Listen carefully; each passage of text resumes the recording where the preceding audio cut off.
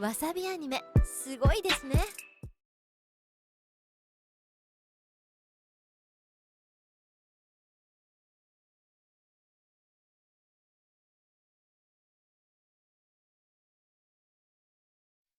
Hello, hello. It is I, your illustrious busy bee. My name is Bee Zelda. My pronouns are they, them, and I'm coming at you as a wonderful representative of Origin Games because we are all here to talk about a little bit of anime and a little bit of tabletop. This is Tabletop Otaku. So thank you everybody for coming in. I hope you can enjoy the games, the talk, and most especially, we have a fabulously nerdy guest. We've already nerded out just a little bit. Eddie, could you please let the folks know who you are? What are your pronouns? What the heck do you do? Fair enough. What do I do is very complicated, but my name is Eddy Webb. My pronouns are he, him, and I have been a freelance tabletop and video game writer and designer for 20 years now. It's a very Dang. long career. Yeah, but I've worked on everything from tiny little fun little RPG projects to AAA video games. So I have a long and varied career. That is impressive. Well, what about your tabletop career? What could you tell us a little bit about that? So I started off working with a company called Spectrum Game Studios, and in a perfectly nerdy way, I actually met the owner of that studio. We started talking about GI Joe and Transformers cartoons. You would. Uh-huh. Right, yeah, and my first real project was a game called Cartoon Action Hour, which was a game about 80s action cartoons and kind of the He-Man, GI Joe, Thundercats vibe. And so from there, for a few years, I did some freelance writing. I worked on games like the WWE Know Your Role role playing game. I worked on Cool. Red Dwarf tabletop role playing game. And then around 2006, I applied for a job at White Wolf Publishing because Oh I had my been a gosh, huge really? fan of White Wolf, Vampire the Masquerade, and the like. And they hired me. So 2007, I moved to Atlanta, Georgia, where I live now. So for about 8 years, I worked there. I was working on the now late lamented World of Darkness MMO. Uh-huh. Sadly, never saw light of day. But also, I was for a time the line developer of Vampire the Masquerade. And then when I was let go on the day of my wedding anniversary, Oh my God, actually? um, I then went full time freelance for myself, and I formed Pug Steady. And from there, I've been making my own games as well as freelancing for a wide variety of companies. I love that. Okay, so really quickly, I do want to rewind. You worked for Sure. World of Darkness. What was that cool? Was it fun? Was it like scary? You don't have to like shit talk them if it wasn't like a great experience, but like, because like I love the idea of World of Darkness. The games themselves are a little too edge lordy for me, and I say this as somebody who loves like Castlevania, Right. um, try or what's that? There's so many like vampire animes, and it's blanking on my brain right Vampire now. Hunter But D. Yeah. yes, yes. And Yeah. like I love that genre. I love the gore. I love the edginess, but it didn't translate very well in a game for me. Mhm. So, I mean, I still actually work bits and pieces in the World of Darkness today as a freelancer, but no, I mean, I had a great experience with White Wolf when they merged with a company called CCP. So it's Okay. CCP White Wolf at the time. But no, I mean, it was a great experience, and prior to me taking over Vampire the Masquerade specifically, my job was then known as the alternative publishing developer. So I was working on PDF and print on demand, which is still relatively new in 2007, 2008. So I actually got to work on like all of the different World of Darkness games. Oh, So I that's got to touch a cool. little bit on Mage, a little bit on Werewolf, a little bit of Vampire. So I got to see really kind of a tour of the World of Darkness and get each flavor, if you will. But I think I've always had a soft spot for Vampire. I love that. Do you have home campaigns that you run of this? Like you just seem like you're very well immersed in like World of Darkness. There's so much content in all of their categories. I can't absorb it all. Where do you start? Oh, trust me, there is a lot of research. Like one of the advantages of having PDFs is that if someone's like, "Hey, I need to know, what clan was around in Rome in 13," I just do a search. It's like it's this one. It's like you know so much. It's like no, I just have really good searching capacity. Eddie, you're gonna have to tell me of a time before there was Control F in PDFs because Oh, there actually was at one point in time a physical library at White Wolf, and so like it would just be like ooh, shelves of all the original books. And so like right before I came on board, people were having to like go through and pull books down and look things up. And I was like, you could just search these files. And like, you can. So oh my it was like gosh. a revelation. Oh my Oh, God, you can just search these things. so you acquired so many skills. You made a lot of connections. You Mhm. learned so much like about like what it takes to exist in the tabletop world. Then you built your own heckin' company. What was that like? And like, what was your main inspiration? It was, to be honest, it was terrifying. Because right after I got laid off, first it was like, oh, I have to get the next job. And so I was applying to all these different video game companies and wasn't quite working out. So I was like, I need to get a job. But I had been a freelancer even while I was working full time. I was still doing freelance work.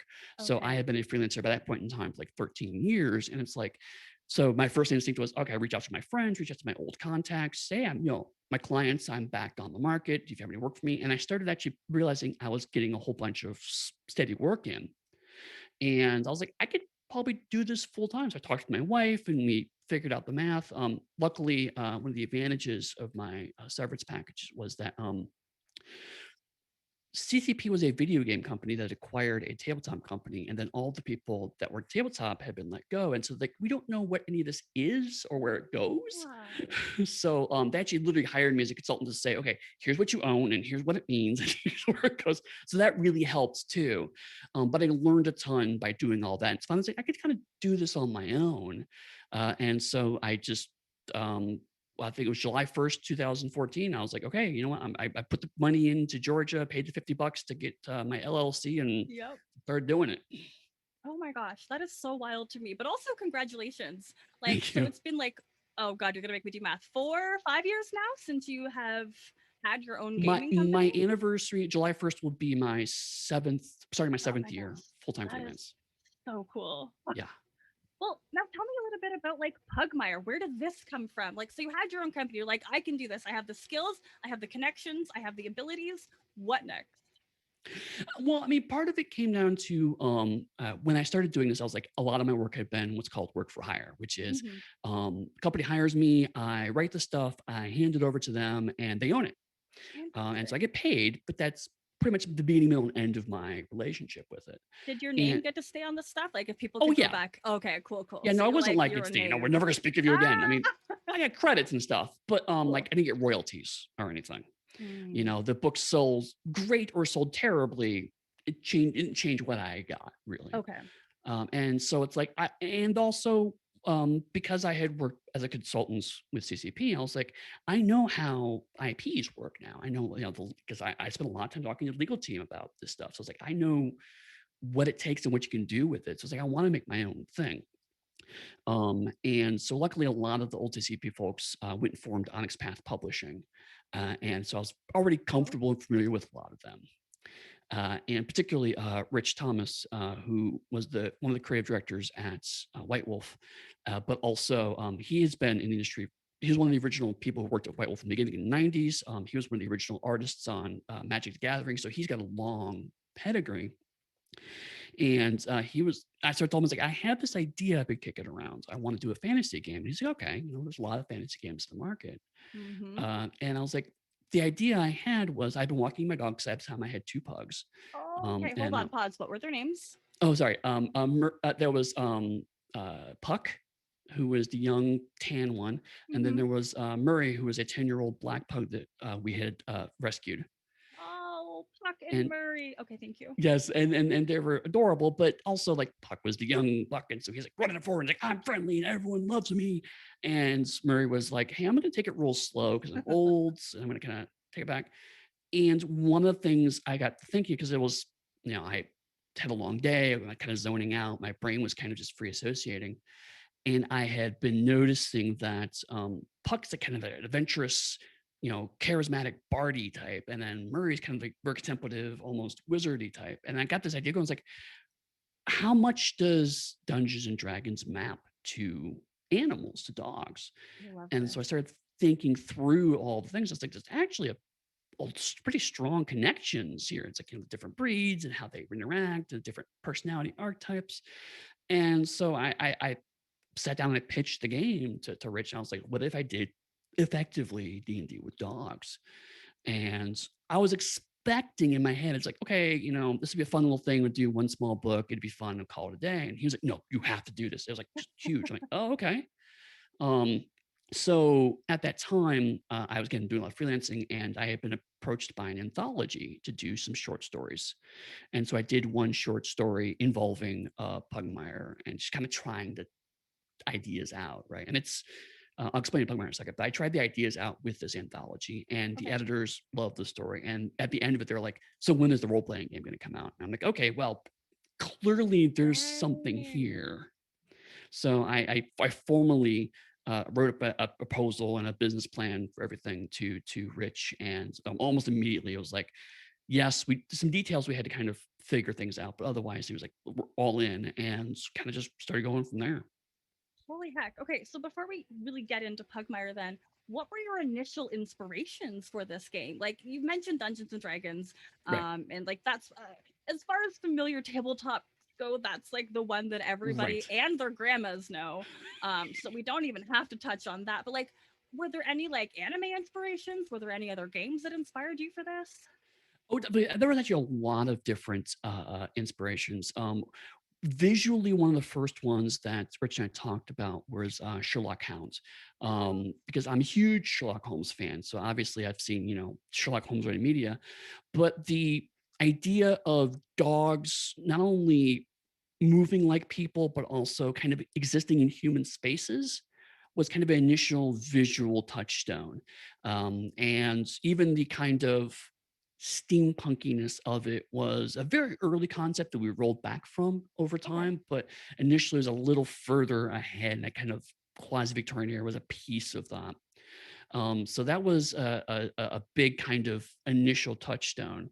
But also I've also been very fond of shows like Record of Lodoss War because it's so obviously a D&D campaign as an anime, and not only is it like it's typical adventure party you go out there, but also the way they interact and the way that the dynamics they have with each other are very typical of a classic players around a table. They snipe a little bit. There's a little bit of banter there. There's a little bit of friction, but also the slightly heightened, over the top, extremely heroic behavior and actions are all Mhm. very classic D&D, and I wanted that kind of almost early era of heroism and high fantasy vibe.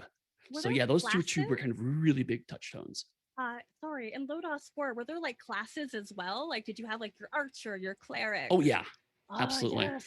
And then they were very kind of even the visuals were like very distinctive. It's like there was a swords person, there was the wizard. So and I have since learned that Little Store was actually based off of, I believe, an old Tunnels and Trolls game that the original creators Okay. played. So I mean, again, you can see kind of the DNA of. I mean, and it's showing the Overlap. visuals right now, but like there's the white cleric in the white robe. There's the classic swordsman. So I mean, there's a dwarf, there's an elf. You see all these extremely classic D&D tropes, and it was something I saw in the 90s when I was first started getting really into anime and saying, oh, the kinds of games I play, you could do stories with these.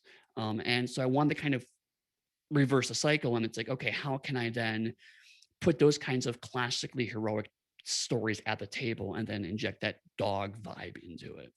Oh my gosh, I love that so much. And I know we'd kind of touched on this briefly, but I do have to bring it up again because there are so many shows that now reflect strongly. Like Goblin Slayer, terrible show.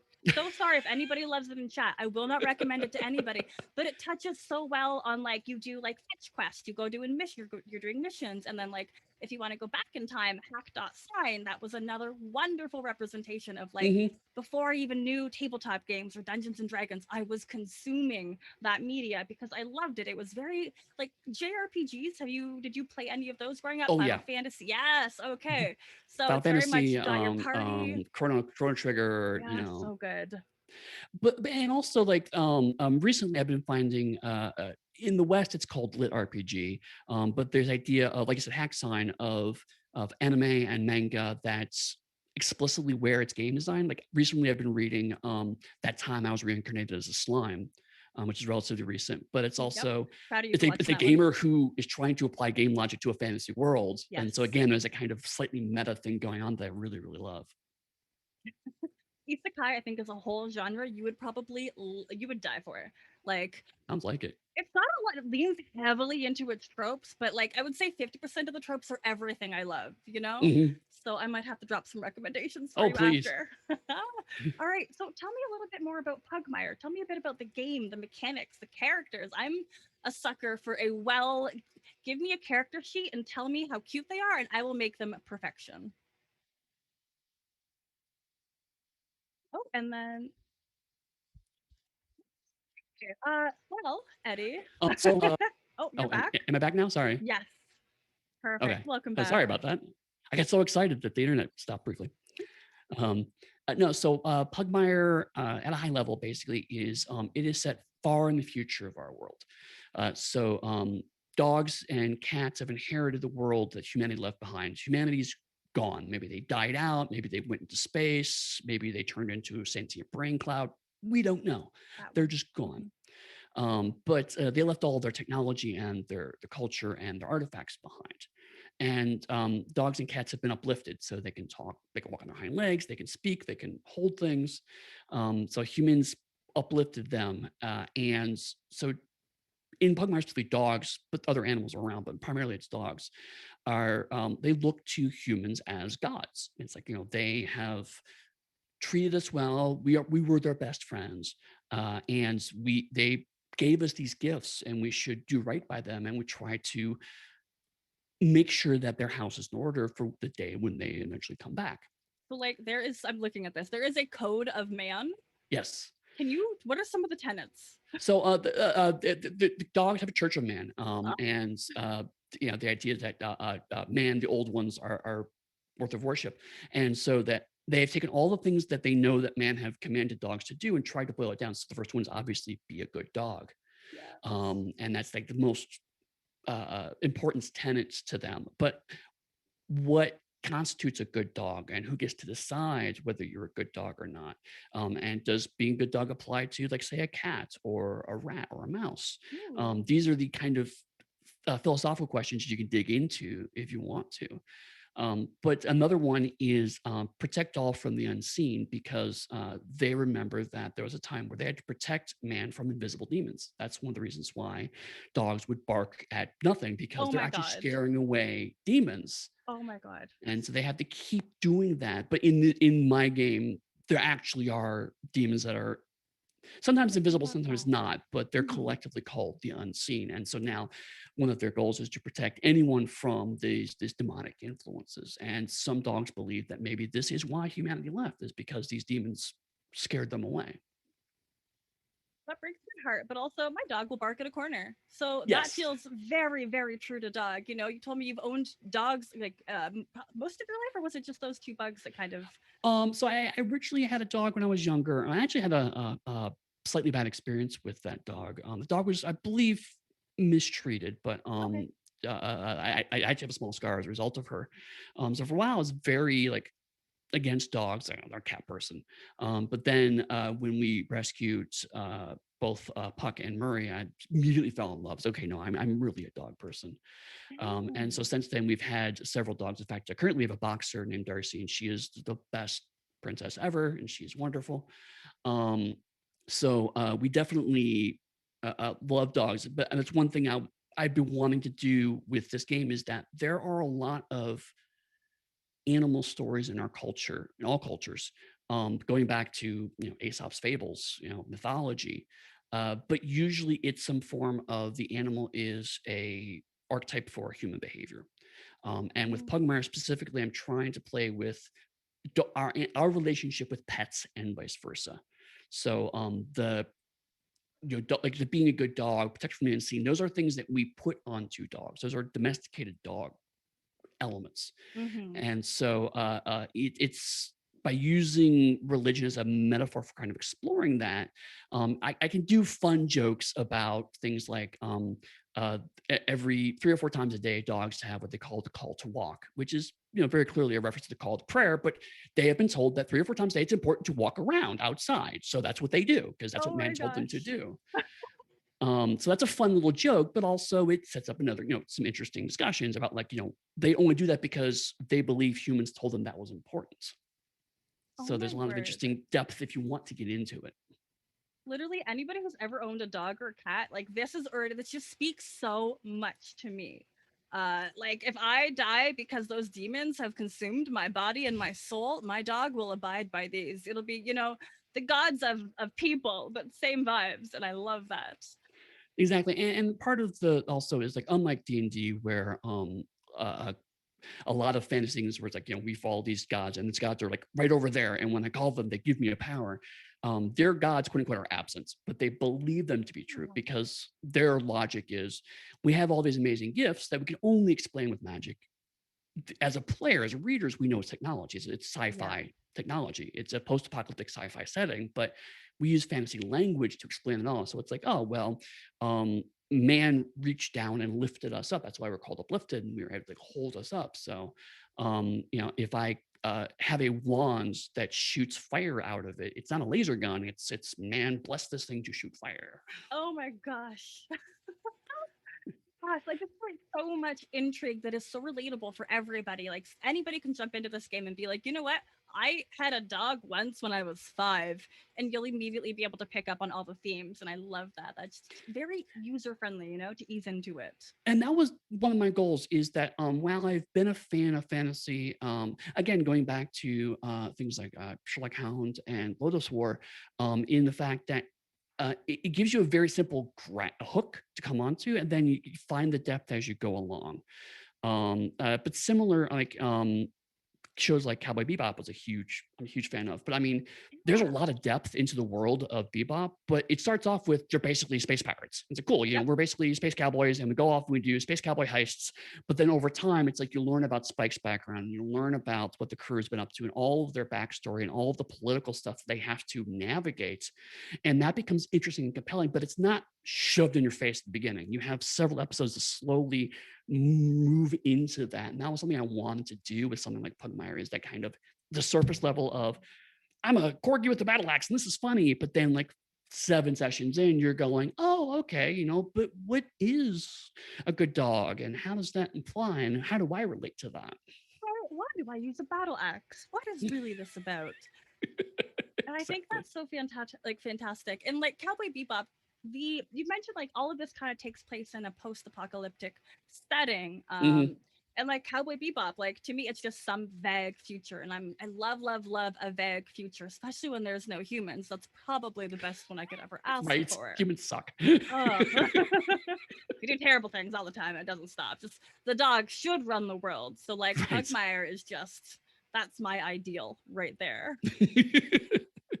Were there any other post-apocalyptic narratives, any shows that kind of inspired your setting? Um, yes, not as directly. Certainly, I am of an age, let's say, You're where of an age that you watch Transformers because yes, that is the I watched Transformers and I watched it. I watched anime back when it was called Japanimation. That's how old I am. So a lot of my stuff is, new formative stuff comes from like that 90s. So I mean, but like Trigon is actually a really good example of yeah. let's take a futuristic setting and then apply anachronistically historical trappings to it. So, I mean, in Trigon's case, it's a Western, but it's the same idea because like Trigon's obviously set in the far future, but how do we reframe that and recontextualize things like trench coats and trash can lids and broken down buildings, and then put that Western veneer on it. In my case, it's just as opposed to Western, it's fantasy. Mm-hmm. That's really wonderful to be able to pull from that and just kind of make it a part of everything. 'Cause it fits so well. And again, it's those touchstones that are still very relatable for everybody to pick up and go. Like trash can shield, sure, but now we're fantasy, so let's make it this rock with moss that I'm now going to hide behind, and it works. Right, exactly. And I find that there's a level of metatextual fun that happens. Like again, with shows like Trigun, a little bit with Cowboy Bebop, but there's a part of you that's always kind of going, okay, but what is that really, right? It's like I know what it's visually showing me, but there's another level here that I'm kind of curious about. And with Pugmire, it's the same thing because as the guide, the person running the game, there's the fun of I'm going to explain to you this thick black square of pure glass that looks dark as onyx, but when you stare at it and you stand out in the sun, eventually an image forms and you can see distances far in the future and or in far distant lands. But the players are going, okay, so that's an iPad with Skype, I guess, So Yeah. you're both kind of playing this game of how do I translate to something that is understandable for technology, and the players are trying to untranslate. So it becomes like a game of telephone to be all wrapped around an adventure. Oh my gosh, I really, really enjoy that. All right, well, let's get into some of the characters. So, my initial understanding, because I look at a title and I'm like, that title needs to tell me everything in the game. So, I, for a long time, thought it was a game where you were a bunch of pugs running around in a realm. Um, and I'm not wholly incorrect, you No, you're not know? entirely wrong. What are the depth to it, though? Tell me a bit about like your character archetypes that are available, some of the mechanics that might be in play for something like this. So one of the things I wanted to do with this is that I wanted to make not just a D&D game, but specifically I wanted to make the Dungeons and Dragons game that people remember playing when they haven't played after a while. Ooh. For example, one of the things I play with a lot is memory and nostalgia with Pugmire as a whole. And so it's like I tried to simplify and reduce down to, oh, I remember just rolling dice and it was a lot of fun. And there's a lot of mechanical depth to D&D that people kind of either just gloss over or forget about. Sometimes in the middle of a game. Yeah. That's me. That's me to a T. It's like, wait, do I get advantage on this? And do I, have the opportunity attack and all that stuff? And you don't remember those rules when you're telling stories, right? You're just like, oh, yeah, I rolled it and I rolled a 20 and it was amazing. Right? And I tried to get the game to that. And one of the advantages I've since found is that it makes the game very accessible, not only to people who have never played tabletop games before, but also to children and to teenagers. Yes. They Okay. find it a little more approachable. And that's been part of my design with it overall is that I've done a lot of changes that pull things out and restrain things, what I call under the hood. So Mhm. that way, if you're familiar with fifth edition Dungeons and Dragons, you open this up, you're going to go, oh, this looks very familiar. But then as you dig in, oh, this rule's different, this rule's changed. And there's an additive effect to all of that. So for example, in Dungeons and Dragons, you have experience points. And if you kill monsters, you get experience points in gold. Yep. The experience points allow you to go up in level, get more powerful, and the gold allows you to buy more powerful equipment. Both of those are geared towards killing even bigger monsters, which gives you even more experience points, even more gold. Um, and that's not the cycle of all the stuff I'm talking about. That's not the cycle you do, right? Yeah, that's not the things you do. So I take out experience points, I take out gold. And so now it's like money is just kind of an abstract concept. You either have it or you don't. You have a Oh, little bit that's of it, whatever. wonderful. And you go up in Bartering? level, huh? Bartering as a Well, system? there is plastic coins, but we don't track them. It's like, I have a few coins. And it's like, I want to bribe this guy. Well, I only have a few coins. He wants a lot of coins. So it's very kind of abstract and narrative in that front. Excellent. So obviously the noble pug, who's the brother of the king, is going to have a lot of gold or sorry, plastic coins because plastic's valuable. But if you're just a mutt off the street, you're not going to have very many coins at all. But by moving those out, what happens then is okay, well then we'll just do the adventure. If we want to run away from monsters because they're too scary, we can do that. And we're not penalized for doing that. Okay. And Kind so of it's a nice. small change, but then it actually has an additive effect of really changing the flavor and scope of the game. But still, there are some touchstones that are going to be familiar. So, for example, there are 6 what I call call-ins, which are much like classes. And so, if you look at them, you have the Guardian, which is a lot like your fighter. You have the Mhm. Artisan, which is a lot like your magic user. You have much like your rogues. So you have your classic, party Mhm. archetypes. Yes. Yep. Mhm. Yep. Yes. Yes. Okay.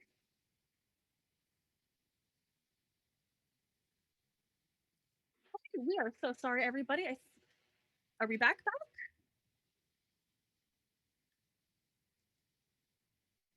Okay. Tech problems have to exist. All right, welcome back. We have returned. We have fought off the tech goblins with our blades and with our shields. They have been defeated. However, we do not receive experience points because No. in Pugmire, there are no experience points. But we were just chatting a little bit about the classes. So we have an artisan, which kind of represents the mage, the guardian, which is your fighter type. What else do we have? So we also have the Ratter, which is kind of your roguish, thiefy type. You have the Shepherd, which is your cleric, the follower of the Church of Man. Your Hunter. I'm sorry, your Tracker, which is your kind of your hunter archetype. Okay. And your Stray, which is your kind of quote unquote Ah, barbarian type. Although I try to phase out the barbarian language because it's problematic and I want to mhm. really get that. But stray is you get people get that. It's the same idea. It's like going you're a dog on your own off in the wilderness and you still get That that is so archetype cute. while removing some of the baggage that comes with that. Oh my gosh. But then on the quote unquote race side, instead you have breed groups. So it's similar to like AKC breed groups. So you have like your companions, your worker breeds and whatnot, and they fill a roughly similar role. So like if you're playing a companion breed like a pug or a Pomeranian, you're going to be charming and cute, and Oh so you're my going to be very gosh. based around being personable. Whereas if a worker breed like a husky or a Malamute, you're going to be big and strong, and so it allows you to do some of those same things, but again, decoupling from some perhaps past problematic associations with those mechanics. Are you locked into that? So, like, let's say I wanted to play a Doberman Charmer. Mhm. Like, could Well, I I mean, do that? Or you could definitely that's move things around. So there's two sizes. One hand, each of those just gives you a slight bonus to one of your mechanics. So if you want to rearrange your points to still emphasize another mechanic, you totally can. But on top of that, because there was no way I could put every breed in, because if I even tried to, I would get some, well, why aren't Labradoodles in here or whatever, you know? And it's mm-hmm. like some breed that happened like a month ago got recognized. Now suddenly I have to have it in a book somewhere. So instead, by having 6 groups, and also mutts as a 7th group, so you maximum personalization you can. Oh, cool. But it's like I give some suggestions where I think a different dog breeds can go. But if you want to put them in a different group because you say, well, I feel like my Doberman is generally more personable than strong, then you can just Mm-hmm. change that. And the game works just Fabulous. fine.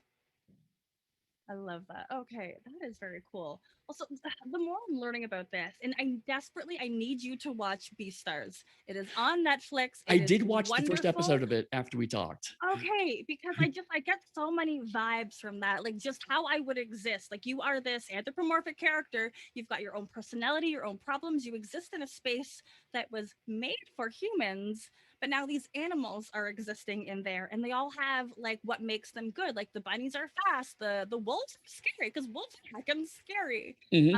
And I love those kind of comparisons. I really have to go back and rewatch the show. BNA is a really another good like anthropomorphic Hmm. uh it, similar vibes, and I really, really love that.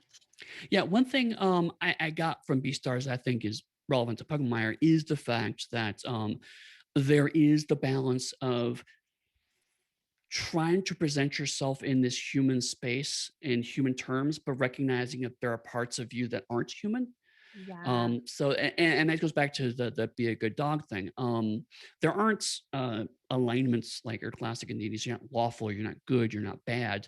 I like There's that. simply good dog or bad dog, and there's no mechanics associated with that. So other people decide if you're a good dog or a bad dog. It depends on how society judges you. And sometimes society makes unfortunate decisions, or sometimes Mm-hmm. you're in a bad situations.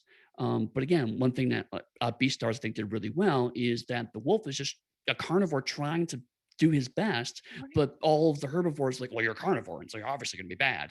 And that kind of pressure happens. So, for example, in my background, uh, Pugmire is the kingdom where the dogs live, and there are other kingdoms around, but that's the main one. Okay. But then across the forest, the cats have the monarchies of Mao.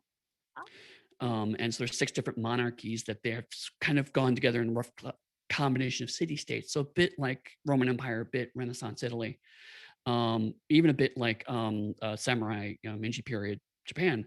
But in a couple generations ago, there was a huge war between the dogs and the cats. So Eddie, you froze on us again, just as we were about to talk about the war between cats and dogs, which doesn't exist in my real life. I believe all cats and all dogs should. now still, And yep. you're back. Sorry, I'm so you sorry about froze a this. little. Oh, it's okay. The internet, I think, is working against us today. And that happens. As I said, we won the battle against the tech goblins, but they will continue to rally their troops to try and fight against Right. us. Keep stabbing here and there. Do you want to reiterate just like the history between like the cats and the dogs, and like how like they had like that war you said a couple of decades ago? Yeah, so there was a war between the dogs and the cats, and there's some context for it, but the game is set after that war. The war has been gone for a while, so Perfect. Okay. older cats and dogs still hold those animosities. And so again, it allows you to, of course, dogs and cats don't get along. That's a kind of a cultural thing, but also lots of people play series, their dogs and cats get along, right? Yeah. And so individual characters can decide, well, this cat is fine. I think we get along, or I want to try to Good. Okay. make these relationships better. So it allows you kind of explore that dynamic. But again, there's the instinct of, dogs and cats have differences, and as opposed to just relying on that, like, okay, well, that's just how it is. I do put into the setting. So, for example, dogs worship man because they believe man are gods. Cats believe that man worshiped them, and it's like, man served us. They were our most favorite and most valuable servants, who then just left all the stuff behind, Oh my god. and we don't know where anything is anymore. So, I mean, we like man, we respect man, but also they kind of left us in a lurch. So, and there are certainly cats who have said things like, well, if you worship man and man worshiped us, you should just worship us and just cut up the middle, and the dogs are like, no, no, no, you don't say that about humanity. And so there's in-world reasons why they also conflict. There's also mechanical reasons. So, for example, there are magical items, quote unquote, but that's just technology. Dogs are, from a technological standpoint, they're super users. So they pick up an item and they're really good at using it. Okay. So, for example, they pick up a magic sword. And if they go up in level, they can actually make that sword more powerful if they want to. It's a little mechanical thing that's always bugged me about D&D, because like if you get Excalibur, but then you find another +2 Excalibur, just throw the first one away. That's not how it works. So like you can make this sword more and more powerful. Every So JRPG this is the we've dog ever my played father tells us gave that. me. Yeah. Yes, right, exactly. So trying to emulate that. Cats, on the other hand, are hackers. So they get more power if they break objects and internalize that magic. What? So if they break a sword, they can actually become, like, for example, say it's a sword that casts fire. If they break it, then they can cast that fire spell instead themselves. But Do they so break it by knocking it off of a high surface? no, that's how they challenge people to a duel. If you want to challenge someone to a duel, you invite them over to your house. You have to be hospitable, and then they knock something off of your shelf, and then it's like, okay, well, obviously we're going to duel now because you offended my honor for knocking this thing off my shelf. Oh, and I need that. Oh, if I get really, really excited, my mic might cut out, but that is beautiful. Like, I need that in my life. The more happy I get about something, the more high pitched my voice gets. So, like, the idea that is how you start a duel, that is everything to me. Thank you for including that. No, and that's one of the things that I love about working in this world, is that I love the balance of putting in interesting texture and politics and dynamics, and then just adding in as many animal puns as I possibly can. Yes. Anybody reading through the book, is it just like chock full of anime or a chock full of animal puns? Yes and no. One of the things that I have learned is humor in tabletop role playing games is hard, because if you watch a funny show, the funny's right there and you can laugh. But this is a performative art, right? So the players are the ones that should be funny. So if you're just Yes. reading the book and the book's funny, then there's no room for you. So what I try to do is I do the setup for the joke and leave the punchline for the players to do. Oh, that's so nice. So here's a good example. Uh, I did a book called Pirates of Pugmire, which is a supplement that allows you to do dog and cat pirates, but also introduced rules for lizards and specifically birds. And Cool. so one of the characters I introduce is a sparrow pirate, and sparrow pirate that comes in and he knocks things over, and after you meet him and talk to him for a while, you realize his name is Jack. So it's like, oh, it's Captain Jack. Oh my god. And then at some point in time, I remember my editor was reading through this and she got that section. And the note was Captain Jack Sparrow, really? But that's exactly the dynamic I want. Is I want the players to go, oh, and then they make the joke at the table. And so I've heard the punchlines a lot from a lot of players that run this. Yes. But that's what I want. I want them to feel like they're the clever ones for figuring it out. I don't want them to see my cleverness. I want them to, again, the call to walk is like I put it out there and then people go, oh, because dogs walk because the poop, and that poop is funny. Oh, that is brilliant though. And I love the way you've delivered that. You know, you really put the humor in the hands of the players. My brain got really stuck at pirate setting, dogs and cats on ships. So like I Yes. could run a One Piece adventure where like I'm a dog, I want to be king of the pirates, but like I want the One Piece to just be like a dog trait or something. You know, I'll have like my dog that holds like 3 swords, one in its mouth, the other in its 2 hands. I'll have a dog that only cares about money. Like this, I need this. I need this. No, yeah, and I might actually, have to run it.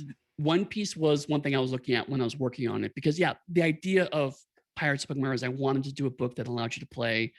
It gave you a reason to have dogs and cats in the same group, Yeah. because I have a separate dog and cat game, so like a reason to play together. So there's an area called Water Dog Port, which is kind of your pirate town. Water But deep, but water dog. right, yes, exactly. It's water deep, but also there's dogs, and water dogs are a thing. Yeah, right. That's so good. Um, It's just good portmanteau. Right, and also, it was also a book where I introduced firearms, for example. So now I have a reason for gun dogs too. So I mean, like again, another kind of joke there. But because it's a post-apocalyptic setting, the water is called the acid sea, and so the sea, it's not like you step in and you die acid. Okay. It's very mildly acidic, but it does eat away the ships. And so dogs and cats discovered that if they use plastic on the hulls, it doesn't cause the wood to dissolve as fast. And that's why plastic is the analog for gold. Why it's so valuable is because they can't make it. They can only dig it out of the ground. Oh my gosh. And they found it's useful for a lot of sales. So pirates have to go around and find plastic treasure, partially because it's valuable, but also partially to keep their ship going so they can keep sailing. Fantastic. Also, I'm really picking up on the plastic now. Like at first, I'm just like plastic, whatever. That's a cool currency. No, if there's no more shitty humans making plastic, wrecking our world, it's just gonna like sit on the ground until, like you said, it gets dug up. Oh my gosh, my brain just made that, and I am in awe. There's so many levels to this. But that's exactly it. That's exactly what I try to do with this game is I want to get that exact moment you just had where it's like, oh, I just got this. You know, I want people to read it and then things click in their head because then they want to come back and explore it more. And that's something, again, it's that ease of entry. And it's not just let's give you some more lore drip, but it's rather as these things fall into place, I'm starting to realize how these things connect. To kind of bring it back to anime, recently I've been watching Moriarty the Patriot. Because I'm again huge Sherlock Holmes fan. It's like, oh, it's a Moriarty show. I'm getting these vibes. Right. And so it's like, okay, cool. It's just Dr. James Moriarty. And it's cool to kind of see how him and his brothers go back things. But it is, oh my God, so eat the rich. Like not even a little bit. And it's about like, okay, what happens when rich people just screw over people with no rights? And then it's like, and then Sherlock Holmes comes in. It's like he's inadvertently supporting that status quo. And so it's like, so I'm now thinking about different parts of the Sherlock Holmes canon, and how that kind of connects to that vibe and how the Victorian era evolved. And it's all in this depth of just fun crime puzzles. The show's ultimately about like, how is Moriarty going to get away with this weird crime thing? That is really fascinating. That's a show I've never consumed. So like mysteries. Until tabletop gaming, I have not really felt a strong love to delve into something like puzzle solving mysteries. collaborative storytelling, like stories that are told from multiple perspectives and you can Mhm. see different angles. But if you love those kind of stories in anime, like being able to come together as a party and tell your own version of those stories is just a delight. Yeah, and the one thing, like with Pugmire, I found is that the best mysteries are the ones that you don't actually know the answer to, Yeah. and maybe never find the answer to. Mm-hmm. Because like we've all seen Lost, and Lost was great until it ended, and then it was no good. Don't want to believe the ending happened. It ruined Right. it. So I have had tons of people come to me. It's like, so what happened to humanity? I was like, I don't know. I mean, Love I that. do have a vague idea, but Don't I'm never spoil gonna it. write it down Mm-mm. Thank you. because I want everyone to come up with their own spin on that. And there are some people who have played through Chronicles where they're like, okay, in my game, this is what happened to humanity, and this is what dogs found. And I'm like, that's cool. And some people are going, we just never get around to that. And that's also cool. But to me, if there's always another thing to look into, another thing into the fun of the mystery is either solving the puzzle or looking for the answer. The actual finding the answer is sometimes pretty anticlimactic. Usually is. And that's why the mystery is honestly, that's what keeps you going. You want to Mhm. find out, but not finding out is what the fun is. Yeah, there's so many Exactly. angles to this. I'm more in love with this than I ever was when I just read the title of it. Because, like, again, I've known about this game for so long. Pugmire. Right. Pugmire as a name. It stands out. It's cute. It's intriguing. You want to know more, but also you're just like, pugs? Okay. But learning about what the game offers, what the mechanics offer, even like, and I'm not somebody who particularly loves mechanics, but it sounds like you've done it in such a way that it simplifies everything that I already know and I've already felt stressed about, and you've streamlined it, Mhm. which is so hecking nice. I love tabletop games and I love like sometimes I love crunchy mechanics, but the Right. joy of these kind of games is coming together and sitting together like your dogs and sharing these stories. Exactly. Exactly. Because I want to give exactly the right amount of depth mechanically. And I feel like fifth edition is a really good iteration of Dungeons and Dragons.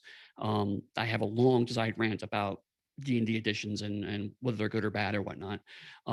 But one of the things I've noticed is that there are a lot of things that are in this game because it's always been in D&D. And there's lots of Oh, things that tabletop games in general have that they have because this is what these kinds of tabletop games just have. mhm. And so I was able to kind of challenge those assumptions and pull some things out, like streamline things. So, for example, equipment.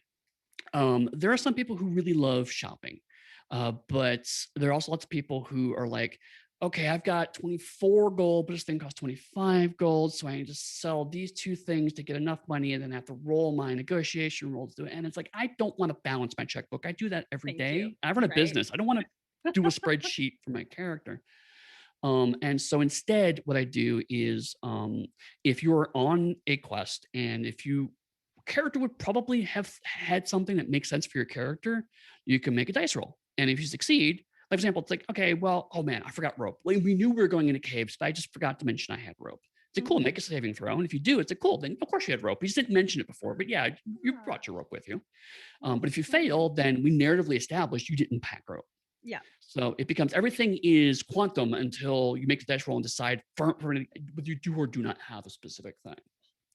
I really like that. I guess if we're talking about equipment, how well is equipment managed? Like, do you between that and like, does every is it broken down into different weapons? Like, you have your finesse, you have like your strength-based weapons, so you can use like your a D6, a D4, a D12. Like, how do we have a variety of dice that we can use in this game as well? Yes, it does use the traditional D&D dice, so it's D4, Okay. D6, D8, D10, D12, D20. Weapons are probably the most mechanically dense of them, so they're similar to what you're familiar with. Okay. Um, but when you get into things like magic items, I do kind of streamline and condense. So, for example, I don't have in magic items or magic spells a lot of ad hoc, handcrafted, what I call effects. Instead, I rely a lot on things like conditions and the things. So, I love if I conditions. have again a laser gun, it's ultimately just a distance weapon that shoots fire damage. And so, like if I have a freeze ray, it is a distance weapon that shoots cold damage. So it does the exact same thing. It's cold versus fire, and that matters. Like, oh, if I'm shooting an unseen that's resistant to cold, then I want to use my fire damage instead. So there's still tactics there. There's still reasons to switch things up if you want to. And there's still reasons like, okay, well, I'm the sneaky type, so I want to wear finesse weapons because that allows me to use my dexterity. And I want to use 2 pod versus 1 pod weapons if I'm, a really big, strong character. Oh, that makes sense. Sorry, that's so cute. Right. But I mean, on the flip side, like I don't have, like, for example, very specific aptitudes or proficiencies. It's the I barely Cool. okay. So basic simple things everyone can use. If you're a martial dog, you're trained in military warfare, then you can use more elaborate, more detailed weapons. And you have to get trained to wear heavier armor. But other than that, it's like it's in 3 categories, which is simple, martial, and complex. And armor is just light, medium, and heavy. And then it's like in there, it's okay, my armor is my medium armor is leather armor with a little bit of padding under it. Your armor might be scraps and bits of plastic bolted together with fur and thread. So you can describe it however you want to, but it does the same thing mechanically. So there's a give and take there. I wanted to give people a reason to pick certain things over other things because that's interesting. But also I want to make sure people have plenty of opportunities to customize the look and feel of their character. Because at the end of the day, again, if you're playing a corgi with a battle axe, what the battle axe is made of is really secondary to that cool moment. Yes. You're not going to remember what it was made of, but you will remember decapitating the heads of your enemies while you're just this little bean of a pug fighting for your survival. Exactly right. Oh my goodness. All right. Well, we had originally planned of doing like a little short kind of demo. However, we are running a little bit low on time.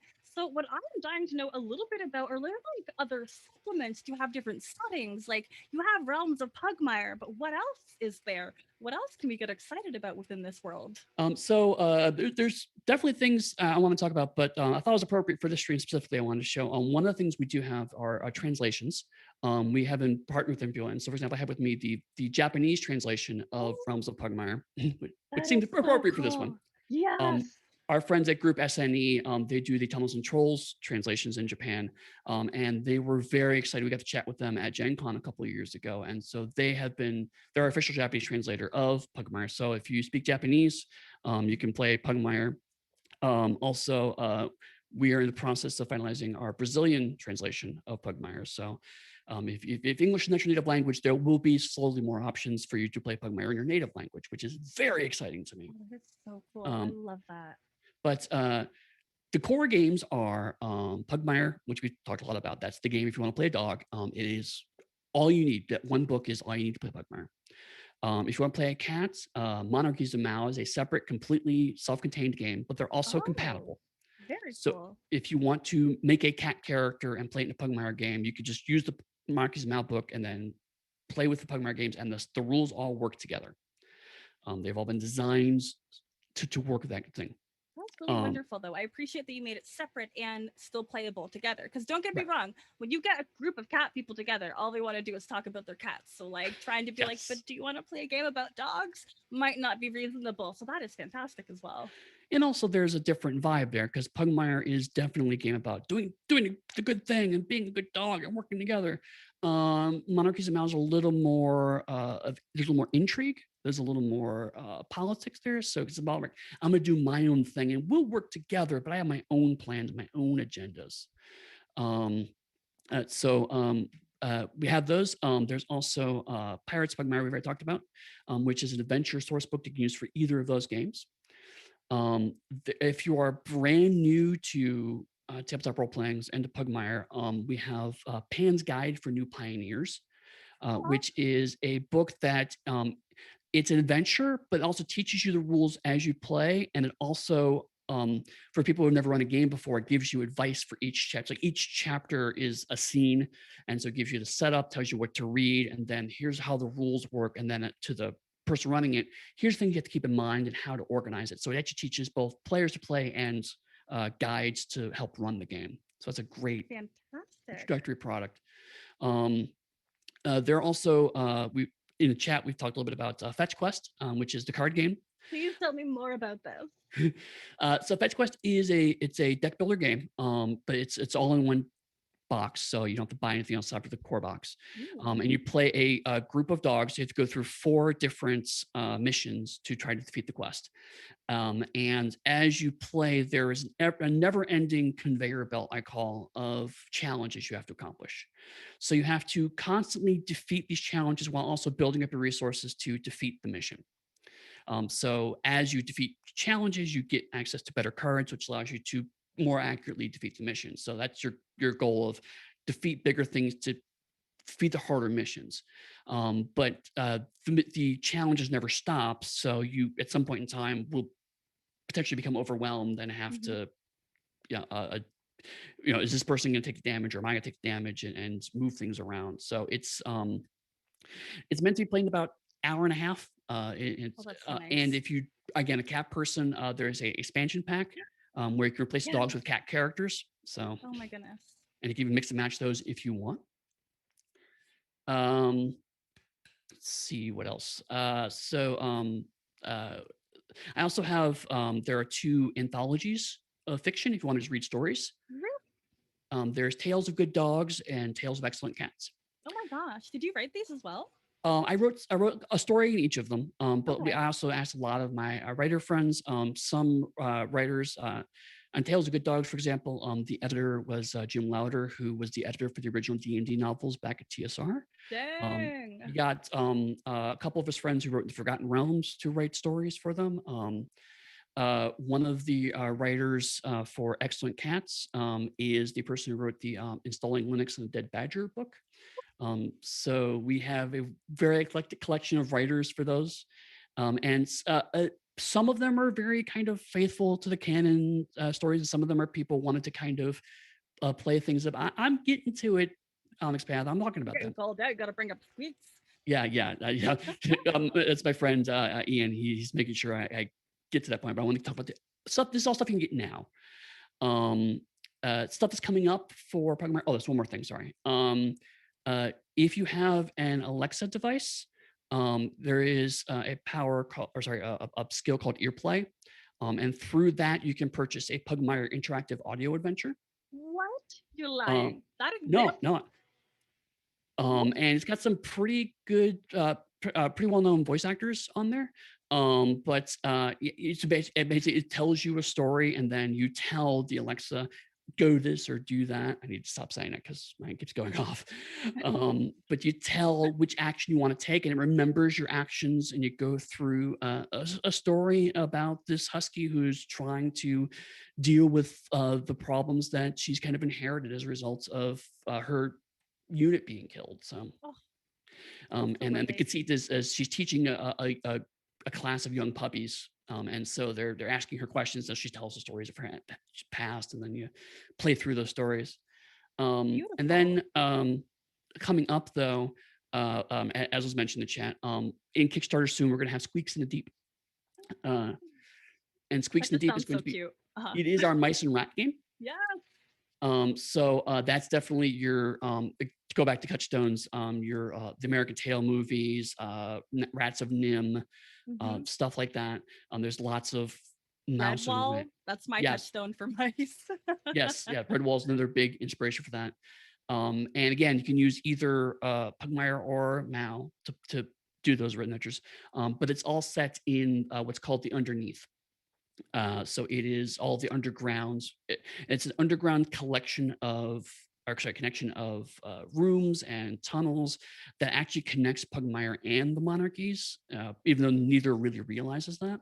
Very cool. But it's also a story about people who have been diasporas. So like these mice Oh, and that's rats so used to live in a nice. city, but they don't anymore. So now they have to live in Pugmire and they have to live in Monarchy somehow, and they live underground. And so what it's like when you have to build a new home when your home is gone. Hmm. And Separately, they also don't believe in magic. They have psionics. So they have mental powers, but because it doesn't map to how dogs and cats understand magic, they have to kind of keep them secret. So it's kind of an X-Men, vibe of world who hates and fears you kind of thing. And they also believe in Okay. science with a capital exclamation point. Hmm. Hmm. So I'm dying to know, like, do they enter, like, what do they think of the humans? Like, did they? revere them? Did they just not consider them? Mice and rats generally feel like humans were a thing that happened to other people.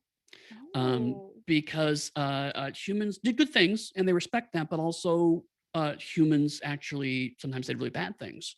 And that's one of the reasons why they don't talk to dogs and cats very much, because they don't want to hear that. And in fact, there's a okay. radicalized group called the white mice, who believe that humanity has taught them how science works, which is you find people and you capture them and you hurt them, and that's how science works, because that's what Mm, they've learned right science means. though. That's all they know. Ugh, that's so good. It's so bad, you know? All right. I think But we that's should going to be a probably. Kickstarter soon. Ooh, okay. Well, yeah. So if we're gonna start wrapping things up, I mean, this is the time to do plugs. If there's things like when is that gonna get kickstarted? If you want to tell folks. So that should be start. I don't have a specific date, but it should be probably next month or so. Definitely keep an eye out on the Onyx Path as the best place to check out for that. So theonyxpath.com. Also at the Onyx Path on Twitter. Those are two great ways to keep track of Onyx Path releases. For me, myself, you can find anything about Pugmire at realmsofpugmire.com. My personal website and my company website is pugsteady.com. You can also find me at pugsteady. That's the name of my company, and that's my Twitter handle. And if you like this kind of rambling nonsense, me and two of my colleagues on Onyx Path have our own podcast called the Onyx Pathcast. Oh my Um, gosh. so every week for an hour, we talk about ostensibly work, but also occasionally we talk about things like the instrumental music in Resident Evil games, or we one year for our Christmas episode, we just watched The Hobbit 3 and said horrible things about Mhm. it. Mhm. So I think that sometimes I would we listen to because that feels very real. it was no bueno. There was a couple times where it's like, why is someone throwing a bear at somebody else? Why is there a bear flying from the sky? And Mhm. it was like, I mean, and one time we played Mario Kart and just tried to talk about work while also playing Mario Kart. So we definitely have fun with it, but it's me, Dixie Cochran, who's the in-house developer and editor for Onyx Path, and Matthew Dawkins, who's my other in-house developer colleague, and also he's one of the currently works on Vampire the Masquerade and the World of Darkness. So we talk about our work and the upcoming games too, but also we talk about fun things or whatever comes to mind. So if you like this kind of digressional stuff and also deep design talk, the Onyx Pathcast, we've gone on for about 3 years now. We just hit Oh episode my like word. 158, so we've been doing it for a while. Congrats. Thank That's you. huge. We are both surprised and baffled. Very relatable feelings. Yeah, I get it. All right. Well, thank you very much, Eddie. This has been very insightful. I mean, I already own the game now, but otherwise I would have gone out and purchased it. Like, folks, if you consume any kind of anime, anything anthropomorphic, like this is absolutely going to be your jam. Just like living out your best little like animalistic adventures, but doing it with friends and like maybe saving things or maybe just murdering everything. Like that's you get everything that you could ever want. And I cannot impress upon everyone how fantastic that is. So I have been your host, B Zelda, on behalf of Origin Games.